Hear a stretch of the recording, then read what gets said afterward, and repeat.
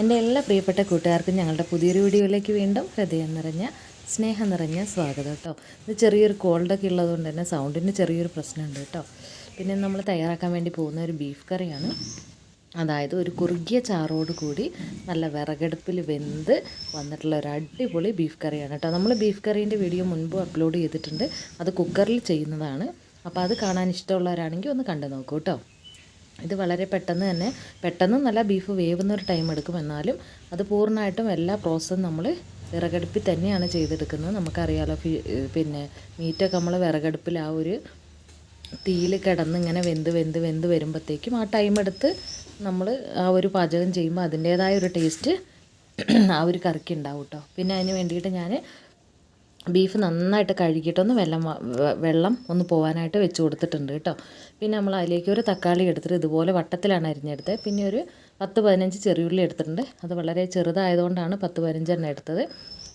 ഇനി നിങ്ങൾക്ക് സവോളയ്ക്ക് പകരം ചെറിയുള്ളി കൂടുതലായിട്ട് എടുക്കാനുള്ളവർ ആണെന്നുണ്ടെങ്കിൽ ചെറിയുള്ളി തന്നെ എടുത്തോളൂ. ചെറിയുള്ളി വെച്ച് ചെയ്യുന്നതായിരിക്കും ടേസ്റ്റ് കൂടുതലുണ്ടാവുക കേട്ടോ. അപ്പോൾ നമുക്ക് ചെറിയുള്ളി കുറവായിരുന്നു, അതുകൊണ്ടാണ് ഞാൻ ഇത്ര കുറച്ചെടുത്തത്. പിന്നെ നമ്മൾ ഇതിലേക്ക് എരിവിന് ആവശ്യത്തിന് എടുക്കുന്ന പച്ചമുളക് ഇതുപോലെ വട്ടത്തിലാണ് ഞാനൊന്ന് നുറുക്കിയെടുത്തിട്ടുള്ളത് കേട്ടോ. ഒരു 8-9 മുളക് എടുത്തിട്ടുണ്ട്. എരിവ് കുറവുള്ള മുളകായതുകൊണ്ടാണ് കേട്ടോ. പിന്നെ അതിലേക്ക് അരമുറി തേങ്ങ ഇതുപോലെ ഒന്ന് കൊത്തി അരിഞ്ഞെടുത്തിട്ടുണ്ട്. തേങ്ങ വേണമെങ്കിൽ നിങ്ങൾക്ക് നീളത്തിലും പിന്നെ തേങ്ങ കൊത്തായിട്ട് നീളത്തിലിടുകയും ചെയ്യാം കേട്ടോ. ഞാനിപ്പോൾ ഇതുപോലെ ഒന്ന് അരിഞ്ഞെടുക്കുകയാണ് ചെയ്തിട്ടുള്ളത്. അരമുറി തേങ്ങേൻ്റെ മതി കേട്ടോ. ഇത് വിറകടുപ്പിൽ തന്നെ പാകമായി വരുന്നത് കൊണ്ട് തന്നെ ഭയങ്കര ടേസ്റ്റാണ് കേട്ടോ. അപ്പോൾ ഇത് സ്കിപ്പ് ചെയ്യാതെ നിങ്ങൾ ഈ വീഡിയോ കാണണേ. പിന്നെ ഇതിലേക്ക് നമുക്ക് വേണ്ടത് 1 ഇഞ്ച് നീളത്തിലുള്ള ഒരു പീസ് ഇഞ്ചിയും ഒരു തുടം വെളുത്തുള്ളി. ഒരു വെളുത്തുള്ളീൻ്റെ വലിയ വെളുത്തുള്ളിയൊക്കെയാണ്, അതിനനുസരിച്ച് കുറവെടുത്തോളൂ കേട്ടോ. ഞാനിപ്പോൾ ഒരു തുടം വെളുത്തുള്ളി എടുത്തിട്ടുണ്ട്. 1 ഇഞ്ച് നീളത്തിലുള്ള ഇഞ്ചിയും കൂടി ഒന്ന് ക്രഷ് ചെയ്തെടുത്താണ് കേട്ടോ. പിന്നെ നമുക്കതിലേക്ക് ഒരു വലിയ 2 സവോള എടുത്തിട്ടുണ്ട്. നിങ്ങളുടെ കയ്യിൽ ചെറിയ സവോളയാണെങ്കിൽ ഒരു 3 വരെ എടുക്കാം കേട്ടോ. ഞാനിപ്പോൾ അത്യാവശ്യം നല്ല വലിയ സവോള ആയതുകൊണ്ട് തന്നെ ഞാനിവിടെ 2 എടുത്തിട്ടുള്ളത് കേട്ടോ. 2 മതിയാവും. പിന്നെ ഇതിലേക്ക് നമ്മൾ കുരുമുളകും അതുപോലെ തന്നെ പെരുംജീരകവും കൂടി ഒന്ന് ക്രഷ് ചെയ്തെടുത്തിട്ടുണ്ട് കേട്ടോ. അത് ഒരുപാട് ഫൈനായിട്ടുള്ള പൗഡറായിട്ട് പൊടിയരുത്, ഇതുപോലെ ക്രഷ് ചെയ്തെടുക്കുകയാണ് ചെയ്യേണ്ടത് കേട്ടോ. അപ്പോൾ അതൊന്ന് ഇതുപോലെ ഒന്ന് ക്രഷ് ചെയ്തെടുത്തിട്ടുണ്ട്. ഇതൊരു 2 ടീസ്പൂൺ കുരുമുളകും ഒരു 3/4 ടീസ്പൂൺ അളവിൽ പെരുംജീരകവും കൂടിയാണ് കേട്ടോ. പെരുംജീരകം എന്ന് പറഞ്ഞാൽ വലിയ ജീരകം. പിന്നെ നമ്മൾ ബീഫ് കഴുകി കൊണ്ടുവന്ന സമയത്ത് തന്നെ അത് മുളക് പൊടിയും അതുപോലെ പിന്നെ മഞ്ഞൾപ്പൊടി ഉപ്പും കൂടി തേച്ച് ഒന്ന് പുരട്ടി വെച്ചിട്ടുണ്ട് കേട്ടോ. ഈ ഒരു ബീഫിൻ്റെ മണം അടിച്ചിട്ട് നമ്മളെ പൂച്ചക്കുട്ടിയാണ് ആളിങ്ങനെ വന്ന് നിൽക്കുക. നമ്മൾ ബീഫ് കഴുകുന്നതിൻ്റെ ആ ഒരു മണം അടിച്ചിട്ട് കേട്ടോ. ഇത് കണ്ടോ, ഇപ്പോൾ ഒരു 10-15-20 മിനിറ്റായി നമ്മളുടെ ആ ഒരു ബീഫ് ഞാൻ പറഞ്ഞല്ലോ മുളക് പൊടിയും മഞ്ഞൾപ്പൊടിയും ഉപ്പുപൊടിയും ഒക്കെ ചേർത്തൊന്ന് തിരുമ്മി മാറ്റി വെച്ചിട്ടുണ്ടായിരുന്നു കേട്ടോ. അപ്പോൾ അത് അത്യാവശ്യം എല്ലാം ഇതിലേക്ക് പിടിച്ചു. അതിന് ശേഷമാണ് ഞാൻ ബാക്കിയുള്ള കാര്യങ്ങളൊക്കെ ഒന്ന് അരിയാനൊക്കെ പോയത്. അപ്പോൾ ആ ഒരു ടൈമും കൊണ്ട് തന്നെ ഈ ഒരു മീറ്റിലേക്ക് നന്നായിട്ട് തന്നെ ഇതൊന്ന് പിടിച്ചിട്ടുണ്ടാവും കേട്ടോ. ഇനി നമ്മളിത് അടുപ്പിൽ പാചകം ചെയ്യാൻ വേണ്ടിയിട്ട് തീ നന്നായി കത്തിച്ചിട്ട് ഇതുപോലെ ഇൻഡാലിയത്തിൻ്റെ ഒരു ഉരുളിയാണ് ഞാനിവിടെ എടുക്കുന്നത് കേട്ടോ. ആ ഉരുളിയിലേക്ക് ഒരു 2 ടീസ്പൂൺ വെളിച്ചെണ്ണ ഇട്ടാണ് ചേർത്ത് കൊടുക്കുന്നത്. 2 അല്ലെങ്കിൽ 1 ടീസ്പൂൺ ആയാലും മതി. അതിലേക്ക് നമ്മൾ ഈ ബീഫൊന്ന് ഇട്ട് കൊടുക്കുകയാണ് കേട്ടോ. ഇട്ട് കൊടുത്തതിന് ശേഷം ഈ ബീഫിൻ്റെ ഈ ഒരു മീറ്റിൽ തന്നെ അത്യാവശ്യം വെള്ളം ഉണ്ടാവും. ഇത് കണ്ടോ, ചട്ടി ഒന്ന് ചൂടായി തുടങ്ങിയപ്പോൾ തന്നെ ആ ബീഫിൻ്റെ ഉള്ളിലുള്ള വെള്ളം, മീറ്റിൻ്റെ ഉള്ളിലുള്ള വെള്ളം എല്ലാം വരാനായിട്ട് തുടങ്ങി. അപ്പോൾ പൂർണ്ണമായിട്ട് ഈ മീറ്റിലുള്ള വെള്ളം ഒന്ന് പുറത്തോട്ട് വരട്ടെ. അതിന് ശേഷം നമുക്ക് വേറെ വെള്ളമൊക്കെ ചേർത്ത് കൊടുത്താൽ മതി കേട്ടോ. അപ്പോൾ ഇത് നന്നായിട്ട് തിളയ്ക്കുന്നുണ്ട്. നന്നായിട്ട് തിളച്ച് ഈ ബീഫിൻ്റെ മീറ്റിലെ വെള്ളമൊക്കെ ഒന്ന് നന്നായിട്ടൊന്ന് ഇറങ്ങി വരട്ടെ കേട്ടോ. അതിന് ശേഷം നമ്മൾ ഒരിക്കലും പച്ചവെള്ളം ചേർത്ത് കൊടുക്കരുത്, ചൂടുവെള്ളം തന്നെ വേണം ചേർത്ത് കൊടുക്കാനായിട്ട് കേട്ടോ. അപ്പോൾ നന്നായിട്ട് തിളച്ച് ഇതൊന്ന് വെന്ത് വരട്ടെ കേട്ടോ. പിന്നെ ഈ ഒരു ബീഫ് കറീൻ്റെ പ്രത്യേകത എന്ന് വെച്ചാൽ നമ്മൾ ഇതിൽ ചേർക്കുന്ന ബാക്കിയുള്ള എല്ലാ ഇൻഗ്രീഡിയൻസും നമ്മൾ ഇതിൻ്റെ കൂടെ തന്നെ ചേർക്കും, അല്ലാതെ വേറെ വഴറ്റി ചേർക്കുന്ന ഒന്നുമില്ല കേട്ടോ. അത് തന്നെയാണ് ഈ ഒരു കറീൻ്റെ പ്രത്യേകത. അപ്പോൾ നമ്മൾ അരിഞ്ഞ് വെച്ചിരിക്കുന്ന 2 സവോള ഞാൻ അതിലേക്ക് ചേർത്ത് കൊടുത്തു. പിന്നെ ഒരു 7-8 പച്ചമുളക് അത് ഞാൻ ചേർത്ത് കൊടുത്തിട്ടുണ്ട് കേട്ടോ. അപ്പോൾ നമ്മൾ 1/2 കിലോ ബീഫാണ് എടുത്തിട്ടുള്ളത്. 1/2 കിലോയ്ക്കുള്ള അളവാണ് ഞാൻ പറയുന്നത് കേട്ടോ. പിന്നെ ഈ പച്ചമുളക് 8 എന്നൊക്കെ പറയുമ്പോൾ പേടിക്കണ്ട, ഇത് വളരെ എരിവ് കുറഞ്ഞ മുളകായതുകൊണ്ടാണ് അത്ര എടുത്തത്. പിന്നെ ഒരു അരമുറി തേങ്ങ ഇതുപോലെ ചെറിയ പീസാക്കിയിട്ട് ഇതുപോലെ ഒന്ന് സ്ലൈസ് ചെയ്തെടുത്തിട്ട് അതും കൂടി ഒന്ന് ഇട്ട് കൊടുത്തിട്ടുണ്ട് കേട്ടോ. പിന്നെ അതിലേക്ക് നമുക്ക് ഒരു 10-12 ചെറിയുള്ളി, ഒരു 15 വരെ ആവാം ചെറിയുള്ളി. നമുക്ക് ഈ സവോളയ്ക്ക് പകരം ചെറിയുള്ളി എടുക്കാൻ പറ്റുമെങ്കിൽ അത്രയും നല്ലത് കേട്ടോ. പിന്നെ ഇത് പൊളിക്കാനുള്ളൊരു ചെറിയ മടി കാരണം കൊണ്ടാണ് ഞാനിപ്പോൾ ഇത്രയും എടുത്തിട്ടുള്ളൂ കേട്ടോ. പിന്നെ ഒരു തക്കാളി ഇതുപോലെ വട്ടത്തിൽ കട്ട് ചെയ്തിട്ട് അതും കൂടി നമ്മളൊന്ന് ചേർത്ത് കൊടുത്തിട്ടുണ്ട് കേട്ടോ. ഇതിലേക്ക് ഇപ്പോൾ പൊടികളൊന്നും നമ്മൾ ചേർത്ത് കൊടുക്കുന്നില്ല, ഒന്ന് തിളച്ചതിന് ശേഷം ചേർക്കുള്ളൂ കേട്ടോ. പിന്നെ ഞാൻ എടുത്ത് ചതച്ച് വെച്ചിരിക്കുന്ന ഇഞ്ചിയും വെളുത്തുള്ളിയും കൂടി ചേർത്തു. പിന്നെ പെരുംജീരകവും കുരുമുളകും കൂടി നമ്മൾ ക്രഷ് ചെയ്ത് വെച്ചതും കൂടി ഒന്ന് ചേർത്ത് കൊടുത്തു കേട്ടോ. ഫൈനായിട്ടുള്ള പൗഡർ വേണ്ട, ഇത് മതി കേട്ടോ. എന്നതിന് ശേഷം ഇതിലേക്ക് ആവശ്യത്തിന് ഈ മീറ്റിലേക്കും അതുപോലെ ഈ സവോളയിലേക്കൊക്കെ ആവശ്യത്തിനുള്ള ഉപ്പും കൂടി നമ്മൾ ഇട്ട് കൊടുക്കുകയാണ് കേട്ടോ.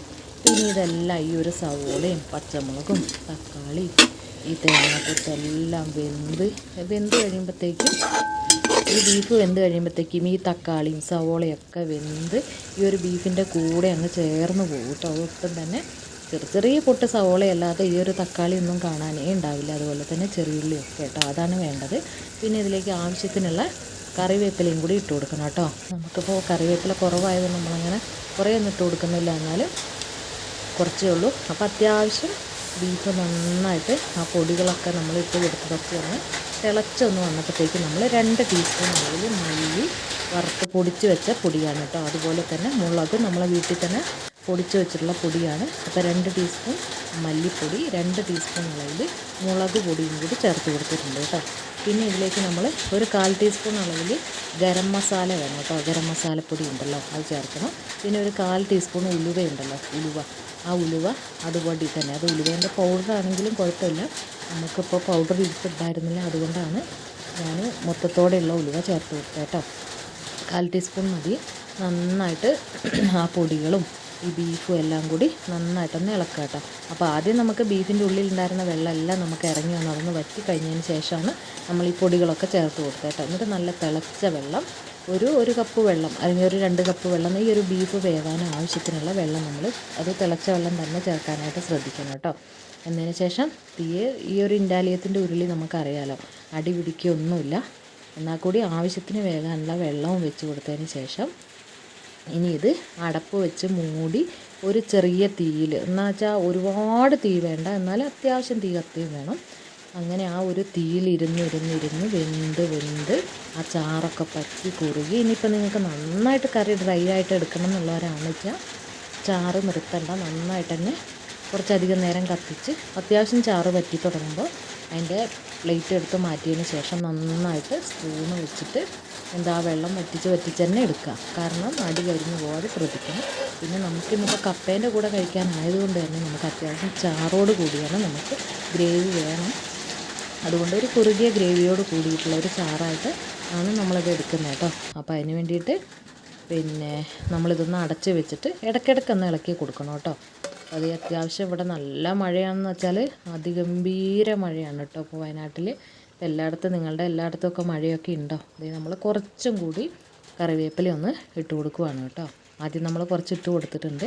ഇനി ഇത് വെന്തിട്ടില്ല, അടച്ച് വെച്ച് ഇനിയും നമുക്ക് വേവിക്കണം.